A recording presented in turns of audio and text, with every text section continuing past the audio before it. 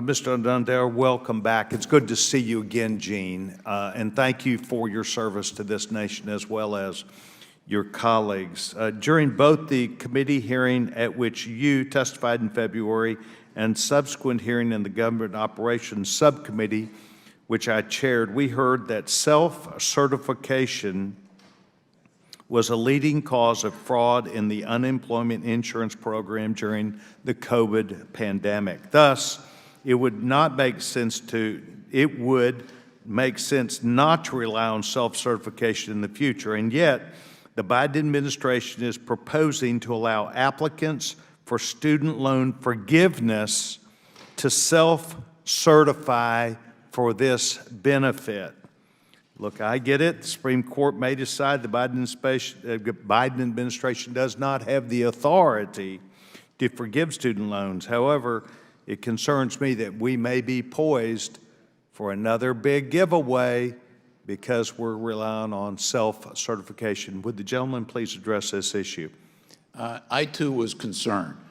So I've commissioned a GAO study to look at what the proposed operating procedures would be if they are given the green light by the Supreme Court to go through an income-driven program. And so we'll have a report out on that soon. So I share your concern on that, particularly given what happened in both the unemployment insurance and the Paycheck Protection Program and the EIDL, Economic Injury Disaster Loan Program.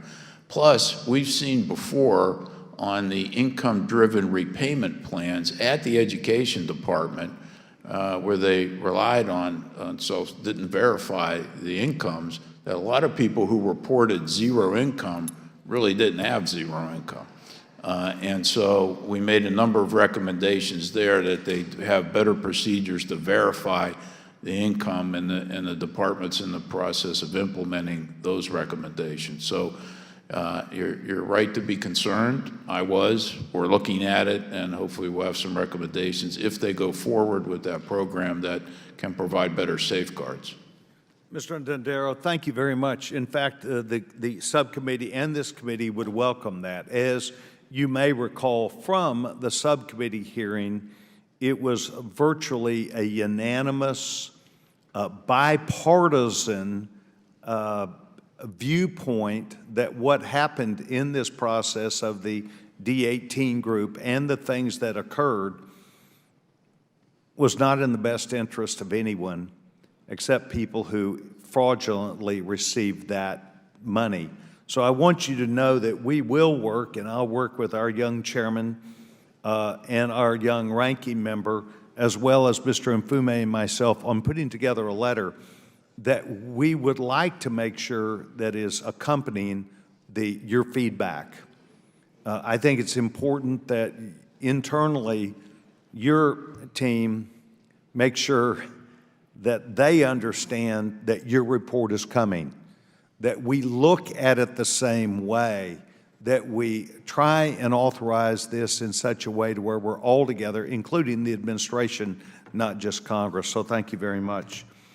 Sir, has the GAO looked at the Department of Education's self-certification, the one we were just talking about, and have they come up with any realistic viewpoint about where they might also unto themselves recognize this did not work the right way?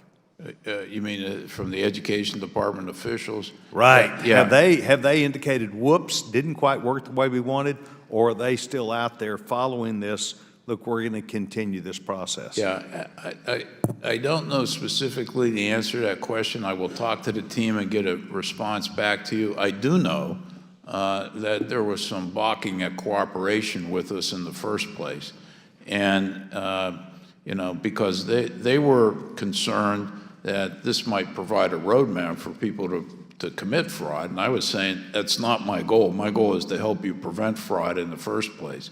So what their exact posture is right now at the working level, I don't know, but I'll get you an answer. Thank you. I think that insight helps the six of us or the four of us up here as we attempt to provide our written guidance. I want to thank you for your service. Mr. Chairman, I yield back my time.